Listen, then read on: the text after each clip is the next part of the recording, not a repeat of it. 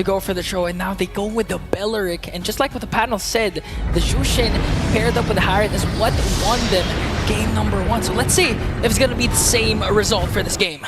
Again, RRQHOSHI has to win the game to get to game 5. Welcome. Both teams still fighting for that top 4 spot to join the other teams waiting in the wins. And which team will go down to the lower bracket to maybe claw their way back up?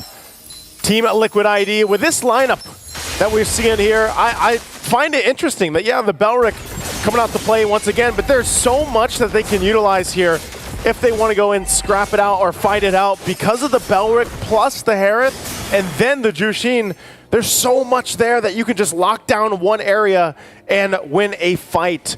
Not to mention the Spear of Alpha.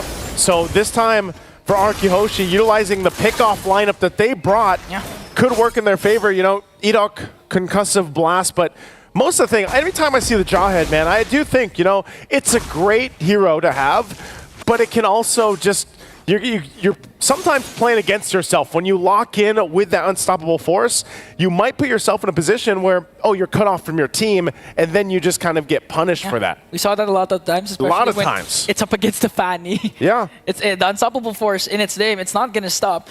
And at the same time, you expect RRQHOSHI to be as aggressive as possible in the early game, because again, you don't want to be on the receiving end if you have a Jawhead on your lineup. It's interesting too, just because of, again, there's no Revitalize, you know, this time around for RRQHOSHI. So another factor that they have to worry about because of the extended team fights that could break out, or the way that Team Liquid ID approaches those fights, knowing that they might have a little bit of more sustainability here. Witty though, look at the damage on him. It's gonna be fine, should heal back up with this. Turtle's coming up though. So a couple of the level 4s is not available just yet, especially for the roams. Edok and Witty, but it will get started up by TLID. Fabian holding the turtle there. Meanwhile, Susagen working on the purple buff. Will get here in time, though. Okay. How's the fight? We're going to see if Edok goes in with the flicker. Goes after Fabian with the zone. Now RRQHOSHI, they will get the first turtle in exchange for Dyren.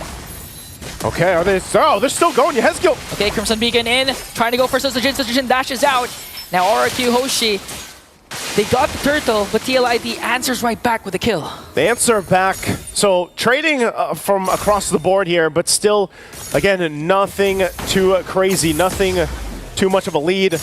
Of course, this matchup in the gold lane is going to be interesting. You know, Skylar getting that Beatrix locked in. There's the jump in, toss up. Oh, the lockdown as Yehezkiel's taken out. Alley-oops away to Rins. Now Yehezkiel not starting out strong here. They're forcing Aaron, Shiki, and Witty to rotate because they know they have to protect the purple buff for Fabian. Now RRQHOSHI, again with the Jawhead pick, it's working wonders for them because so far they already have two great ejector plays. One that zoned out Fabian, and now one that pick up a kill onto Yehezkiel. Fabian will get his purple buff, but the team had to help secure that up. Skylar, first item, a Malefic Gun, getting a little extra gold too. So we'll see. Like I said, he needs that range. You know, playing against the Harith in that gold lane, he's gonna have to deal with it. Fabian jumping in. Okay, Spear of Alpha, trying to work on Edok. Unstoppable Force and Ejector. They're trying to work on Fabian. Here comes Arando, and Edok will fall down. A little bit too over-aggressive play from RRQHOSHI. He's gonna get punished by TLID. Yeah, that's tough to toss up an alpha, you know, with Fabian here. And that's the thing I was talking about. You know, when you have this Jawhead, you have to choose your targets safely, you know, and correctly. But earlier on, he made the right play. This time around, gets punished, and now they find themselves with a minor lead for RRQHOSHI, leading into the next objective coming up here soon. This is the one that obviously will break out, especially now that you have Witty looking to set up the Wrath of the Dryad, and they can play into setup potential. I'm not sure if Aaron Shiki will actually join this fight, but it does look that Skylar might join this one. Kind of waiting there to see if he gets the call. Turtle's up. Susagen will go ahead, lock in that shot. Yehezkiel takes a little bit of damage, but they go and get in position. Skylar will stay top side for now. And Rins picks up the glowing wand, first item priority here. They're gonna test each other out, kind of posting up around this turtle, and right now Fabian's gonna hold it. The rest of the team's gonna set up the perimeter. Okay, the XP lane is just trying to Zoga. Here comes the Unstoppable Force. Bridging Blazer's gonna connect, but still Fabian will get the turtle. Now the attack of TLID. They're forcing out a lot of flickers coming in from RRQ. Araj is working on Rins. Yehezkiel with a Lantern Flare, gonna get picked up by Edok. Edok manages to stay alive. Aran split, but gonna get caught up by 3. RRQHOSHI again with 2 kills despite losing the turtle. A great fight you know, for RRQHOSHI, great exchange, getting a couple kills. Even Skylar making his way, he used that flicker down too, but Rins, you know, not able to get taken down, and Susujin on top of it will now get the tier 1 in the bottom lane. Great starting off for RRQHOSHI. Even if at the cost of a turtle, it doesn't really matter right now.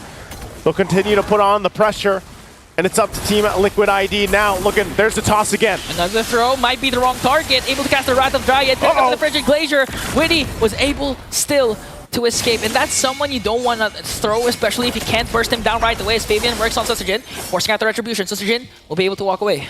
Oh, now look at this top side play. RRQHOSHI is going to have to rely on Yehezkiel up here at tier 1. Nearly going down. Skylar still might be able to get it. There it is with the cannon minion.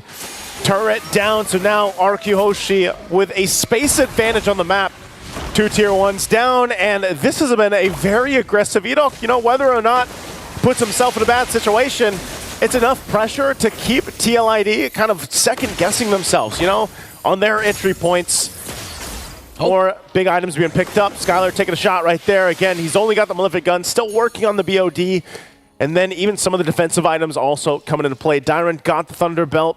You have, of course, the glowing wand for Rins. And then for Edok, he does have a Radiant Armor, as he's just going to be putting himself in that position. Yeah, the beauty of the lineup of TLID is once Witty is able to cast the Wrath of Dryad in the perfect time and sets up a lot of members of RRQHOSHI, they can just easily burst it down because of the fact that they have Fabian as well as Aaron Shiki, but Edok again, unstoppable force ejector flicker combination, forcing Witty to use the Revitalize, but a little bit too deep there as he will fall down in hands of TLID. Now the counter attack coming in from RRQ. Rins forced to use the Frigid Glacier. Here comes Aaron Shiki with a Zaman force.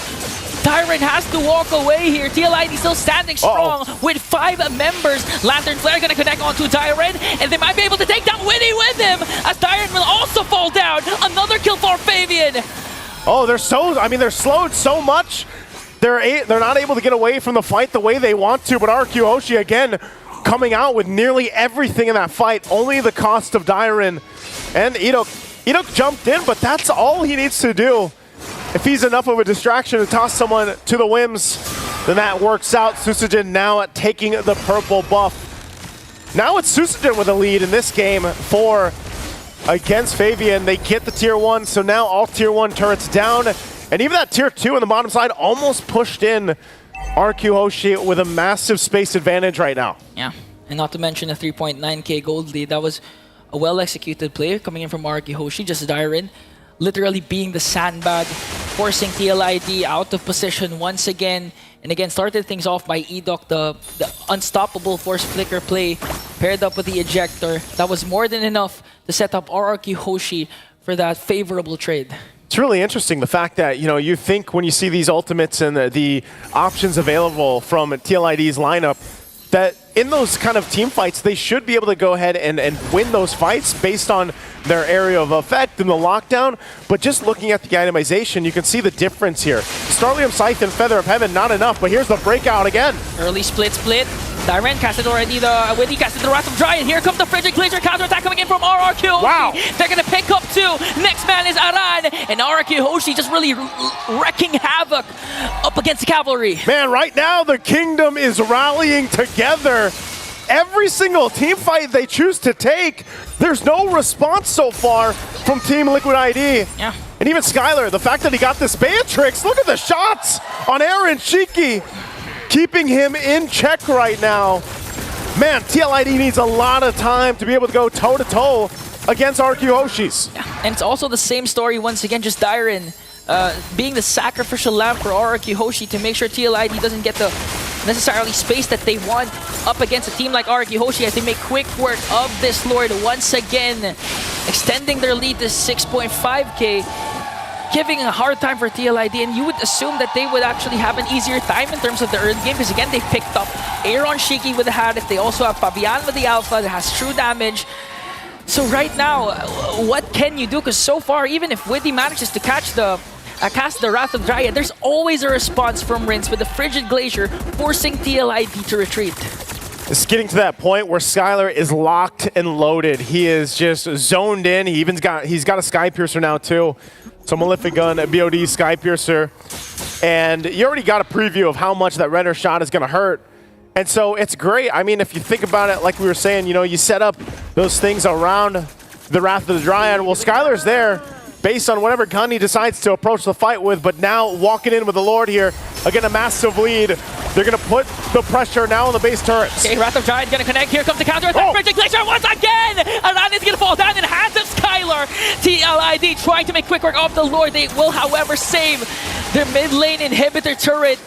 But RRQHOSHI, their attack might not be over just yet. Skylar's just going to go ahead and whittle down that mid turret. It does finally fall. Edok threatening them with the unstoppable force. He doesn't have the flicker, but he might still choose to go in. Top turret, next target here from RRQHOSHI. They might just go ahead and go with a toss-up turret being worked on. Edok now on the front side, clearing out the minion waves, while Skylar works on that, and now RRQHOSHI, whoa, the shot from Skylar!